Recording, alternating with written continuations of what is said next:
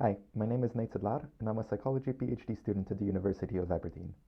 Today I'll be presenting our current work investigating the phenomenon of normalization of deviance within industrial settings through a qualitative analysis of incident reports. This research is part of a bigger project funded by the Energy Institute, which is looking at risk normalization and cognitive bias within the energy industry. Before I discuss our project, I want to quickly define what we mean by normalization of deviance and briefly explain why it is important when thinking about safety systems. The concept was first coined by Diane Vaughan following the Challenger space shuttle disaster and was used to describe NASA's gradual acceptance of unsafe practices and observations following the program's initial successes. The phenomenon itself can be observed in various settings, and while it is most often discussed within high-risk organizations, it can also be observed on a wider social scale or at a narrower individual level. In terms of the specific definition of what normalization of deviance is, within industrial settings at least, the CCPS provides a particularly useful definition stating that it is a gradual erosion of standards or performance as a result of increased tolerance of non-conformance. Mies expands on this by identifying three characteristics of normalization of deviance, these being the deviation is human-based, that it occurs repeatedly over time, and that there is an absence of an immediate and noticeable consequence following the deviation. As the phenomena suggests, these characteristics provide the foundation for a new normal, where behaviors or beliefs that were once unacceptable become acceptable. The process itself is often very gradual, and to those involved, it is more often than not imperceptible. The process is also further driven by a number of cognitive biases, including confirmation bias and cognitive dissonance, which help to normalize previously unacceptable behaviors. So the initial stage of our project was a systematic analysis of the available scientific literature. Since normalization of deviance has been researched across a variety of industrial settings and operating environments, it was important to us that we gain a broad initial academic overview of how the concept has been applied and understood. In order to best visualize the identified themes and their interactions, we created a conceptual framework that you can see on the screen now. A key aspect of this framework is the identification and inclusion of organizational factors that were referenced throughout the literature as affecting every stage of the development process of the phenomenon. However, many of the themes and ideas presented here are quite abstract and non-specific because of how broad the scope of the systematic review was. To identify more specific factors that contribute to the initiation and normalization of deviances, we decided to narrow our focus onto a single industry. To do this, we conducted a qualitative analysis of incident reports within the chemical industry. These reports were found on the Chemical Safety and Hazard Investigation Board database, with a total of 101 reports available at the time of the study. After the initial selection process, 28 studies were identified that either explicitly or implicitly suggested normalization of deviance took place. Conceptual content analysis was used to analyze the texts. Excerpts were then coded inductively from the perspective of the factor they described and its specific effect on the initiation or continued use of deviant behavior.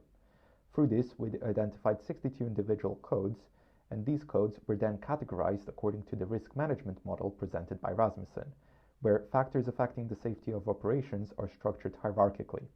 That is, factors on one level affect those on the other, and vice versa.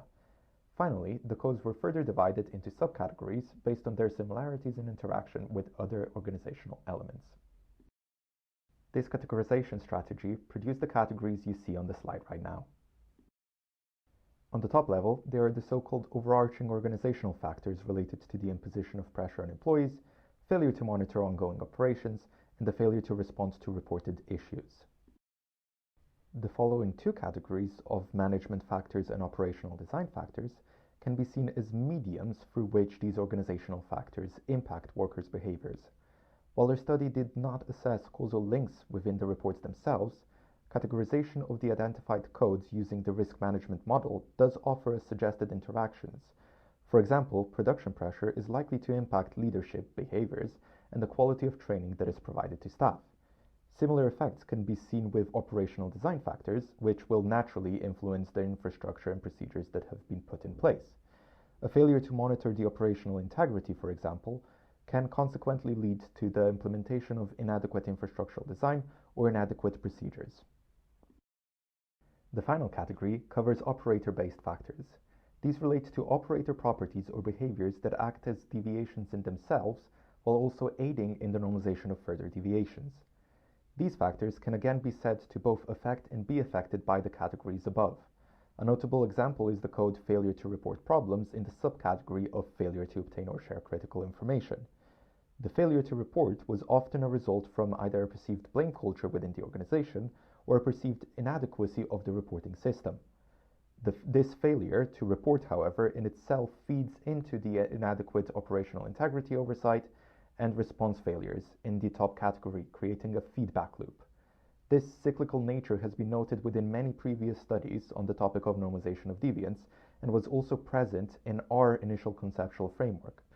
This cyclical property makes both the identification and implementation of adequate interventions difficult and is why normalization of deviance is seen as such an insidious phenomenon. This study is currently in the write-up phase, and we plan to submit it for publishing in this summer. Meanwhile, we have started the next stage of our project, which builds upon the factors identified within this study. So far, we have relied on secondary data sources to develop our coding framework. We now wish to see how applicable this framework is to the perceived experiences of those involved within the industry. To do this, we developed a semi-structured interview focused on frontline workers within the energy industry, specifically on their reported experiences of past deviations and the factors they perceived as influential to the commission of the deviation. This will allow us to observe potential differences between the factors reported by workers and those observed in the literature. In our second proposed study, which is a much earlier stage of planning, we are interested in the effect perceived consequences have on a deviation's perceived seriousness. A core aspect of normalization of deviance is the normalization of risk that develops as a result of extended periods of successes or a lack of negative events. In other words, it is about how complacency sets in. We want to examine this within an experimental setting using an experimental vignette study. The specific deviations that we plan on using within these vignettes will also be informed by the participants within the interview study. One of the major advantages of this proposed method of assessing risk normalization is its potential applicability within other industrial settings, including the potential for comparison across different populations. This widespread applicability of the normalization of deviance phenomenon means that there is a lot of opportunity for cross-industrial learning to be done. Essentially, wherever procedural guidelines exist, there is the potential for deviance and its normalization. This is especially apparent in positions that regularly make use of checklists, as for example in aviation. In our study of general aviation pilots, we noted how many pilots came to normalize not using checklists, often stating how they knew the checklist so well that they could easily recall all the items on it from memory alone. Checklists are, however, of course, not exclusive to aviation and can be seen in many other industries. Several reports within our current study have described the so-called tick-the-box attitude, where checklists or similar procedures are not seen as tools to aid in the completion of a task, but rather as additional tasks which can be skipped without consequence. As mentioned at the start, normalization of deviance does not only occur in organizational settings. On a societal level, we have just lived through 2 years of a pandemic that offered us great insight into how this occurs. The wearing of masks, social distancing, and many other new rules were brought in, and while at the start compliance to these was very high, over time, non-compliance with certain rules started to creep in, and in many cases, this non-compliance became normalized. The effect of poorly designed procedures, inconsistent and seemingly irrational rules, as well as the perceived failure of leadership to lead by example, are just some examples of factors that could be seen as contributory to this normalization. Before I end, I want to leave you with one of the best examples of normalization of deviance at an individual level, that is driving, and the various ways we commonly and knowingly deviate from how we are supposed to behave while in control of a car.